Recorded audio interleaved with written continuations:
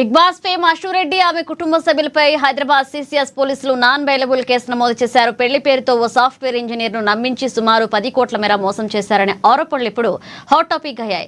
ఇక హైదరాబాద్ లోని city central crime station పోలీసులు అశురెడ్డి ఆమె సోదరి దివ్యారెడ్డి సహా వారి కుటుంబ సభ్యులపై పలు సెక్షన్ల కింద కేసు నమోదు చేశారు. లండన్ లో ఉంటున్న ధర్మేంద్ర అనే సాఫ్ట్వేర్ ఇంజనీర్ ను వివాహం చేసుకుంటారని నమ్మించి అశురెడ్డి భారీ మొత్తంలో నగదు బంగారం వసూలు చేస్తుందని బాధితుడి తండ్రి సత్యనారాయణ మూర్తి పోలీసులకు ఫిర్యాదు చేశారు. ఇక చీటింగ్ ఆరోపణలపై నటి అశురెడ్డి స్పందించారు. తనపై తప్పుడు ప్రచారం చేయొద్దని కోరారు. పెళ్లి పేరుతో 9.83 కోట్లు కాజేశారనేది అవాస్తవమని చెప్పుకొచ్చారు. తప్పుడు ప్రచారం చేస్తే లీగల్ యాక్షన్ తీసుకుంటారంటూ అశురెడ్డి హెచ్చరించారు.